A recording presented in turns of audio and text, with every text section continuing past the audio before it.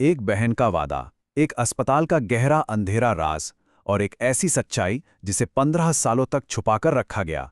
आज हम एक ऐसी ही कहानी में उतरेंगे जो डर की हर हद को पार कर जाती है। तो चलिए कहानी की शुरुआत वहीं से करते हैं जहां से ये सारा खौफ शुरू हुआ था। बात है आज से ठीक 15 साल पहले की, सिटी जनरल हॉस्पिटल की।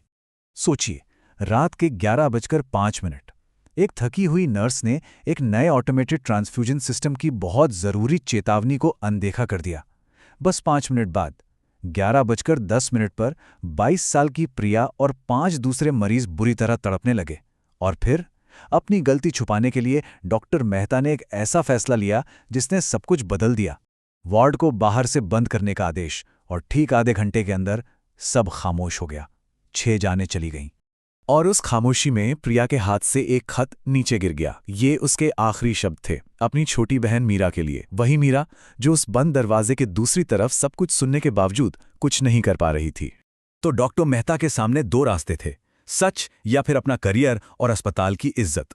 और उन्होंने चुना सब कुछ छुपाने का फैसला। रिकॉर्ड्स बदल दिए गए, और इस एक फैसले ने न सिर्फ उन 6 मौतों पर पर्दा डाला, बल्कि उस वार्ड पर हमेशा के लिए एक ताला लगा दिया। अब कहानी को थोड़ा आगे लेकर चलते हैं। देखते हैं कि कैसे सालों पहले दफन हुआ ये राज एक नई जांच की वजह बनता है। 15 साल एक लंबा अरसा होता है। वो छोटी सी मीरा अब बड़ी हो चुकी है, और वो लौट आई है एक नर्स बनकर उसी सिटी जनरल हॉस्पिटल में। उसके आने का सिर्फ एक ही मकसद है, अपनी बहन से किया हुआ वादा पूरा करना।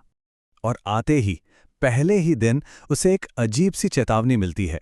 मैट्रन उससे कहती है, वार्ड 13 की तरफ कभी मत जाना, बस उससे दूर रहना। ये सुनते ही मीरा समझ जाती है कि वो बिल्कुल सही जगह पर आई है। जल्द ही मीरा की मुलाकात होती है रघुनाथ से, एक पुराना सिक्योरिटी गार्ड। मीरा उसे अपनी बहन प्रिया की तस्वीर दिखाती है, और उस तस्वीर को देखते ही रघुनाथ का चेहरा पीला पड़ जाता है। ऐसा लगता है जैसे उसने कोई भूत देख लिया हो। उस रात की सारी यादें उसकी आंखों के सामने ताज़ा हो जाती हैं। और यहीं से वो राज खुलना शुरू होता है जो 15 सालों से दबा हुआ था। रघुनाथ मीरा को वो सब कुछ बताने का फैसला करता है जो उसने उस रात अपनी आंखों से देखा था। तो एक तरफ थी सरकारी कहानी जिसमें मौत की वजह बताई गई, मल्टीपल ऑर्गन फेलियर, और दूसरी तरफ था रघुनाथ का सच कि ये कोई हादसा नहीं बल्कि लापरवाही से की गई हत्या थी। एक ऐसा सच जिसे डॉक्टर मेहता ने बड़ी चालाकी से छुपा दिया था। लेकिन कहानी यहीं खत्म नहीं होती। रघुनाथ एक और भी ज्यादा चौंकाने वाली बात बताता है कि वो हादसा उस रात खत्म ही नहीं हुआ था, बल्कि हर साल ठीक उसी तारीख को अस्पताल से कोई ना कोई गायब हो जाता है। अब तक 7 लोग, और हर बार उन्हें आखिरी बार उसी बंद पड़े वार्ड 13 के पास ही देखा गया था। मतलब ये सिर्फ एक पुराना राज नहीं था, ये एक जिंदा खौफ था। और जैसे ही वो ये बात कर रहे होते हैं, सेंट्रल मॉनिटर पर एक अलर्ट चमकता है। सिस्टम अलर्ट, नया मरीज भर्ती हुआ और उसे असाइन किया जा रहा है वार्ड 13, बेड नंबर 7। मतलब सिस्टम फिर से जाग गया है और उसने अपना अगला शिकार चुन लिया है। अब मीरा के पास कोई और रास्ता नहीं है। वो जानती है कि खतरा बहुत बड़ा है, लेकिन उसे उस बंद वार्ड के अंदर जाना ही होगा, अपनी बहन के लिए और इस खौफ की जड़ तक पहुंचने के लिए। और उस वीरान धूल भरे वार्ड के अंदर उसे प्रिया मिलती है, लेकिन एक डरावने साये की तरह नहीं, बल्कि एक फंसी हुई, तड़पती हुई आत्मा के रूप में। वो अकेली नहीं है, उसके साथ वो 5 लोग भी वहीं कैद हैं। प्रिया उसे बताती है कि यहां से आज़ादी का सिर्फ एक ही रास्ता है। इस सिस्टम को, इसके कोर सर्वर को खत्म करना होगा, लेकिन इसकी एक शर्त है, एक बहुत बड़ी कीमत चुकानी होगी। इस सर्कल को पूरा करने के लिए एक जिंदा आत्मा को अपनी मर्जी से इन सब की जगह लेनी होगी। और तभी असली विलेन सामने आता है, डॉक्टर मेहता खुद। वो कबूल करता है कि जो लोग गायब हो रहे थे वो कोई हादसा नहीं था।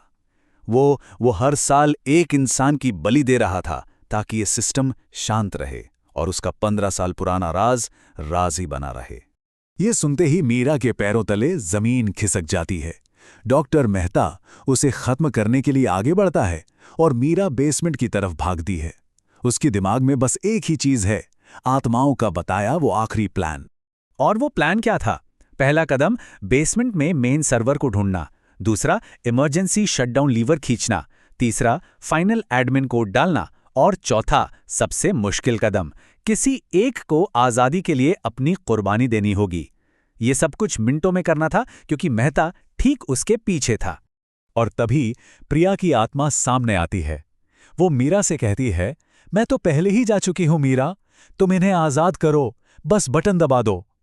इतना कहकर वो डॉक्टर मेहता को पीछे धकेल देती है और मीरा को वो कुछ सेकंड मिल जाते हैं जिनकी उसे जरूरत थी। मीरा बटन दबा देती है, सिस्टम बंद हो जाता है और ठीक उसी वक्त रघुनाथ पुलिस के साथ वहां पहुंच जाता है।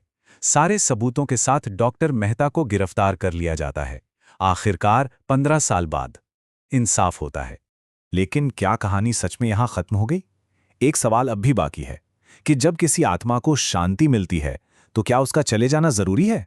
इस घटना के कई महीने बाद उस बंद पड़े सर्वर की स्क्रीन पर अचानक एक मैसेज आता है, शुक्रिया मीरा, अब मुझे शांति मिल गई है। मैं तुम्हें देख रही हूं, हमेशा। प्रिया चली नहीं गई थी। वो अब दर्द में नहीं थी, बल्कि एक शांत संरक्षक की तरह अपनी बहन की हिफाजत के लिए वहीं थी।